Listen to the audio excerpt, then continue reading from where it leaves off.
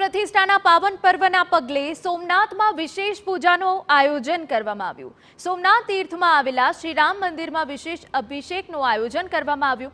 અહીં બિરાજમાન શ્રી રામ, સીતા, લક્ષ્મણ અને હનુમાનજીનો સરયુ નદી સહિતના 9 પવિત્ર તીર્થ જળથી અભિષેક કરવામાં આવ્યો। અભિષેકમાં રત્નાકર સમુદ્ર, ત્રિવેણી સંગમ, પ્રભાસ કુંડ, આદિત્ય પ્રભાસ કુંડ, બ્રહ્મા કુંડ જેવા કુંડના પવિત્ર જળથી ભગવાન શ્રી રામનો જળા અભિષેક કરવામાં આવ્યો। આ પ્રસંગે સમગ્ર સોમનાથ જાણે રામમય બન્યું। ભગવાન રાજા રણછોડને રામ ભગવાનનો વિશેષ શણગાર કરાયો। રામનવમી અને એ સિવાય અનેક દિવસોમાં પણ આ શણગાર થતો હોય છે। સાથે સાથે મંદિરના સોનાના શિખર ઉપર રામ ભગવાન અને રણછોડરાયજીની પ્રતિમા વાળી ધજા પણ ચડાવવામાં આવી।